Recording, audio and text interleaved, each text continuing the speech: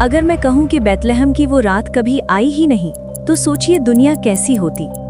आज हम सर्जरी करेंगे उस खौफनाक सच की जो हम अक्सर सोचते नहीं, क्योंकि हमें लगता है कि अगर यसु मसीह ना आते तो बस हम क्रिसमस ना मनाते।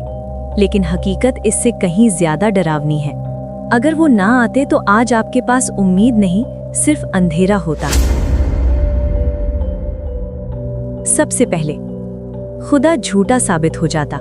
सुनिएगा गौर से, किताब मुकद्दस के बिल्कुल शुरू में पैदाइश बाब 3 आयत 15 में खुदा ने एक वादा किया था कि औरत की नस्ल शैतान का सर कुचलेगी।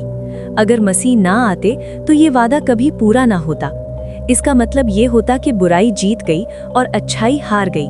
शैतान का सर कभी ना कुचला जाता और हम सब आज भी गुनाह के गुलाम होते, बिना किसी आज़ादी के, बिना किसी उम्मीद के।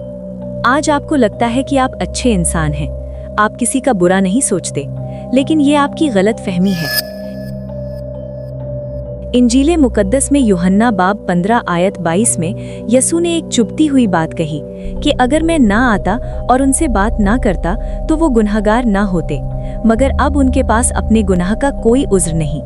मतलब समझिए, जब रोशनी आती है तभी गंदगी दिखाई देती है। अगर यसू ना आते तो हम अपनी गंदगी को ही अच्छा समझते रहते। हम समझते कि बस ऊपर ऊपर से अच्छे काम करना ही काफ़ी है। हमें कभी पता ही ना चलता कि हम अंदर से कितने खोखले हैं। हम बीमार होते लेकिन हमें लगता हम ठीक हैं, और कैंसर का इलाज ना करवाना मौत है। फिर आती है मोहब्बत की बात। दुनिया में मोहब्बत का मतलब है लेन देन। तुम मेरे लिए करो, मैं तुम्हारे लिए करूँगा। लेकिन रोमियो बाब 5 आयत 8 में लिखा है कि खुदा ने अपनी मोहब्बत की खूबी हम पर इस तरह जाहिर की कि जब हम गुनहगार ही थे तो मसीह हमारी खातिर मुआ। गौर कीजिए, दोस्त के लिए जान देना आसान है, लेकिन दुश्मन के लिए कौन मरता है? अगर यीशु ना आते तो हमें कभी पता ना चलता कि खुदा हमसे मोहब्बत करता है। हम समझते कि खुदा बस एक सख्त जज है जो ऊपर बैठा डंडा लेकर हिसाब मांग रहा है।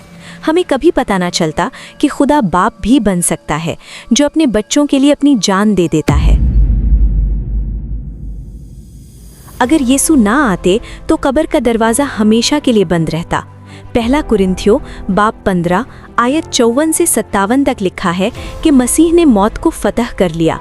अगर वो मौत को ना हराते तो आज हमारे पास कोई फ्यूचर ना होता। आपके प्यारे जो मर गए हैं वो हमेशा के लिए खो जाते।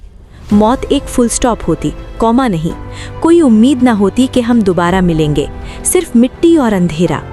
मसीहियत के बगैर कब्र सिर्फ एक गड्ढा है, लेकिन मसीह के साथ कब्र एक दरवाज़ा है। और ज़रा सोचिए, हमारी सोसाइटी का क्या होता?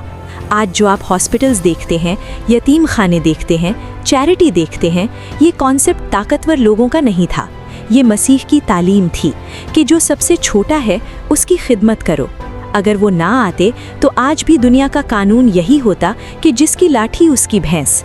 कमज़ोर को कुचल देना ही नॉर्मल होता। ये रहम, ये हमदर्दी, ये दूसरों का दर्द महसूस करना, ये सब उन्हीं की रोशनी है जो आज दिलों में जिंदा है। रोमियो बाब 5 आयत 10 कहती है कि जब हम दुश्मन थे तो बेटे की मौत के वसीला से खुदा से हमारा मेल मिलाप हुआ। अगर वो ना आते तो हम आज भी खुदा के दुश्मन होते। हमारे और खुदा के बीच में एक ऐसी दीवार होती जो कभी न टूटती। हम जितने मर्जी अच्छे काम कर लेते, जितनी मर्जी कुर्बानियाँ दे देते, हम कभी खुदा तक पहुँच न पाते, क्योंकि गुनाह की दीवार इंसान के बस की बात नहीं। उसे सिर्फ एक बेऐब कफ़ारा ही गिरा सकता था। आज का चुभता हुआ सवाल ये है कि क्या वो आपकी ज़िंदगी में आए हैं? क्योंकि अगर वो बैतलहम में पैदा हुए लेकिन आपके दिल में पैदा नहीं हुए तो आपके लिए वो ना आने के बराबर ही हैं। अगर आज भी आप गुनाह के गुलाम हैं, अगर आज भी आप मौत से डरते हैं, अगर आज भी आपके अंदर नफ़रत है, तो फिर आप उस दुनिया में जी रहे हैं जहां मसीह नहीं आए। फैसला आपका है। या तो आप इस हकीकत को कबूल करें कि उनके बगैर हम कुछ नहीं, या फिर अपनी झूठी तसल्ली में जिए। याद रखिए, चिराग के बगैर अंधेरा हो सकता है, लेकिन मसीह के बगैर जिंदगी नहीं हो सकती। सिर्फ सांस चलती है, रूह मर जाती है। और हाँ, अगर आप अपनी ज़िंदगी बदलना नहीं चाहते और बस वही पुरानी खोखली ज़िंदगी जीना चाहते हैं तो हमें सब्सक्राइब, लाइक या फॉलो बिल्कुल मत कीजिएगा, क्योंकि यहाँ हम दिल को बहलाते नहीं, जगाते हैं।